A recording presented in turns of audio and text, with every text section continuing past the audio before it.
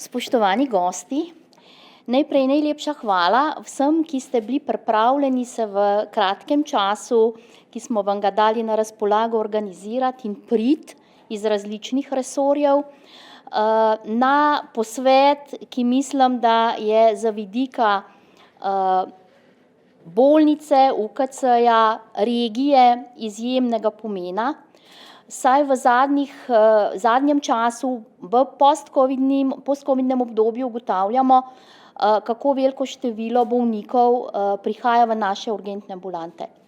Tako da smo mi že pred časom, mislim, da smo imeli 3 sestanke, organizirali posvete na temo, kako bi za naše bolnike bolje poskrbeli, glede na to, da moramo delati z roko v roki. Tako da smo povabili direktorje severovzhodne regije, vseh inštitucij, tako zdravstvenih domov kot bolnišnic, in razpravljali o perečih problemih kroničnih bolnikov, med katere sodijo tudi psihiatrični bolniki ali pa, če hočete, bolniki za demenco, katerim je današnje srečanje osrednje nekako posvečeno, hkrati pa lahko zelo dobro vlečemo paralele tudi z drugimi kroničnimi bolniki. Z ciljem, da bi se sami poskušali organizirati, kar se da optimalno, da bi lahko čim bolje obravnavali čim več bolnikov. Veliko smo naredili na področju paliativnega zdravljenja, nekaj tudi na področju geriatričnega zdravljenja, že prej tudi z resolucijo o nacionalnem programu za duševno zdravje, ki že teče, da rečemo, 5 let, in kamor se pač poskušamo aktivno vključevati, čeprav gre za projekt primarnega zdravstva. Skratka, prepričani smo, da lahko le skupaj primarni, sekundarni in terciarni nivo dobro poskrbimo za stvari, ki nas dnevno težijo. Seveda pričakujemo tudi pomoč države pri stvareh, ki so nacionalnega pomena. Zdaj bi v prvi vrsti bi izpostavila tisto, s čimer smo se ukvarjali v zadnjem času. Mi nimamo specialnih zdravstvenih ustanov za bolnike, ki potrebujejo specialno nego. Torej, v tem trenutku nimamo kam dati bolnika, ki je na ventilatorju, kar pomeni, da zaseda posteljo za aktivne bolnike v naši bolnici. Torej, bomo morali se veliko pogovarjati o tem, kaj bomo naredili na tem področju. Druga stvar, ki bi jo izpostavila, domovi starejših občanov.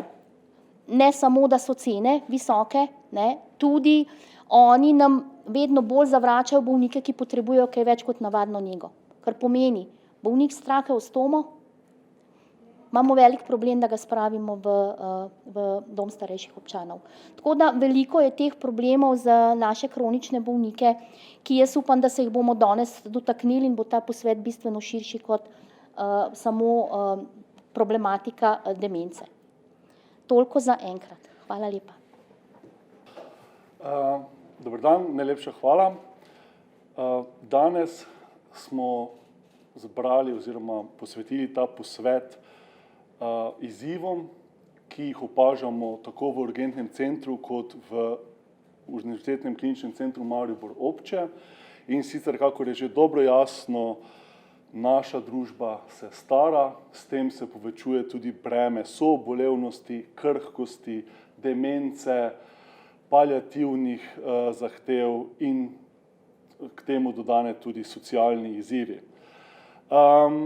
Kakor opažamo kliniki pri svoji vsakodnevni obravnavi, te paciente, ki so multifaktorialni, soobolevni, je potreba gledati in obravnavati prav zares celostno.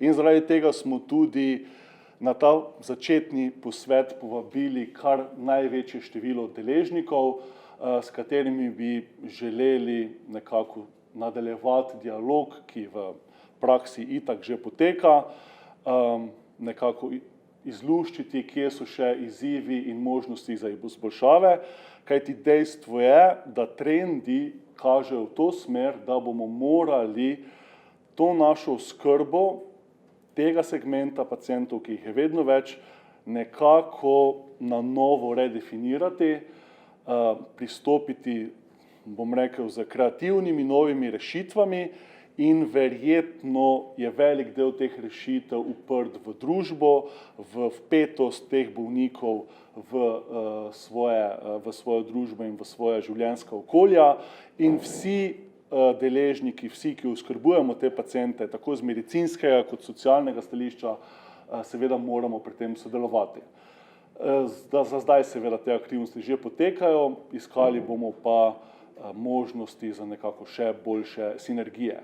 Današnji posvet bo se večinoma dotikal, oziroma vsaj se začel dotikati vidika duševnega zdravja, ampak verjetno predstavljamo vsi, da se bodo vseeno odprli še drugi aspekti oskrbe, ne samo medicinski, tudi širše. Najlepša hvala.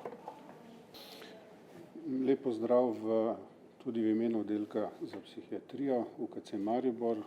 Hvala vsem, ki ste se konference in pa predavanj udeležili. Problem staranja populacije je dejstvo, s katerim smo seznanjeni že desetletja in pričakovanja povečevanja deleža starejših državljanov, seveda, kot so povedali predhodniki, za sabo nosi povečevanje deleža komorbidnosti, kar pomeni ob duševnih obolenjih v starosti, kjer prednjačijo demence, seveda polimorbidno z vsemi somatskimi obolenji. Obravnava teh pacientov v trenutnem sistemu zdravstvenega sistema je zagotovljena z strani timov in specialistov iz vseh področij medicine, ki jih poznamo. Kar pa ugotavljamo ob tem, da se zavedamo rasti deleža te populacije, je, da seveda temu ne sledijo potrebe po tem, ko je akutno zdravljenje teh pacientov zaključeno. Torej, ne glede, ali gre za problem duševnega zdravja, kjer ponavadi visoki starosti gre seveda za problem še več drugih bolezni, ki potrebujejo vedno več nege, vedno več kompleksne obravnave, ampak ko se akutna obravnava takšnih pacientov zaključi, se pojavi problem, kdo in na kak ustrezen in dober in varen način bo za to populacijo skrbel. Tako da bomo danes skušali osvetliti to problematiko tako z vidika duševnega zdravja in seveda polimorbidnosti in skušati najti predvsem, če obstaja možnost hitrih rešitev, glede na to, da so dejstva takšna, da je celotno UKC, in govorim pa lahko zelo gotovo za oddelek za psihiatrijo, zasedeni večinoma na geriatričnih oddelkih cel čas 100 in več procentno, in delež te zasedenosti gre seveda za paciente, ki jih ne moremo predati v drugo oskrbo, potem, ko je akutno zdravljenje zaključeno, zaradi tega, ker nam manjka resursov. Seveda se nam postavi vprašanje, ali se gremo potem na tem področju institucionalizacije in ustanavljamo nove ustanove, ki bodo skrbele za te ljudi, ali pa bo pot k rešitvi seveda, da se to obravnava mimo tega. In tisto, kar pričakujem danes, je, da vsi deležniki vidimo, kakšne so kratkoročne in dolgoročne rešitve tega problema. Hvala. Lepo pozdravljeni. Teče 5. leto implementacije nacionalnega programa duševnega zdravja, program MERA, in v sklopu tega programa je nastalo tudi na nacionalni ravni več struktur, o katerih vam lahko povem par besed. V lanskem letu je na Ministrstvu za zdravje ustanovljen sektor za duševno zdravje in demenco in spada pod Direktorat za zdravstveno varstvo. Potem deluje stalna medresorska delovna skupina, kjer si predstavniki iz različnih ministrstev med seboj izmenjujemo informacije in iščemo skupne rešitve. In na Nacionalnem inštitutu za javno zdravje je bil ustanovljen Center za duševno zdravje, kjer se implementira sama resolucija. Sedaj smo v zaključnih korakih za zadnji akcijski načrt, ki bo opredelil naloge, ki naj bi se izvedle do konca leta 2028, to je pač za to 10-letno obdobje te prve resolucije in seveda zagotovo bomo napisali drugo in se s tem še bolj približali državam, ki so seveda v svoji dolgoletni praksi imele tudi 5 in več resolucij. Vse to, kar sem povedala, zlasti medresorska delovna skupina, kaže, da se ne samo zavedamo pomena duševnega zdravja, temveč da se zavedamo tudi sodelovanja. Kajti kompleksne probleme je nemogoče rešiti na enostaven način. Pomembno pa je sodelovanje tudi na lokalni ravni, zato so takšni posveti več kot dobrodošli in jih vsi podpiramo. Službe, ki so nastale na podlagi resolucije nacionalnega programa duševnega zdravja, so na primarni ravni in sledijo ideji, da je pomembno krepiti predvsem primarno raven in pa ambulantno ter skupnostno obravnavo ljudi s težavami v duševnem zdravju. Zavedamo se, da se naša populacija stara, kar pomeni, da se pričakujemo večji delež oseb z demenco in pa z drugimi težavami v duševnem zdravju, ki so pogostejše pri starejših. V centrih za duševno zdravje opažamo, da se število starejših in pa predvsem število ljudi z demenco vztrajno veča. Zlasti v skupnostni obravnavi opažamo, da je že več kot polovica oseb, ki so obravnavane, pravzaprav osebe z demenco. In skupnostna obravnava je za te ljudi in za njihove svojce pravzaprav zelo dobrodošla in pa tudi sprejemljiva in pa tudi zelo učinkovita. Kajti na ta način te multidisciplinarni timi lahko hitro zaznavajo celo paleto problemov in vključujejo službe. Namreč te službe so bile narejene na tak način, da so sodelovalne, da so odprte in pa da je pristop holističen in pa multidisciplinaren. Centri za duševno zdravje imajo v svojem delovanju klinične poti in pa protokole sodelovanja. Protokoli sodelovanja so predvsem za sodelovanje z različnimi službami. Na ta način je popolnoma jasno, kakšna naloga je komu dodeljena in tudi kaj lahko pričakuje od druge službe. Hvala. Dober dan.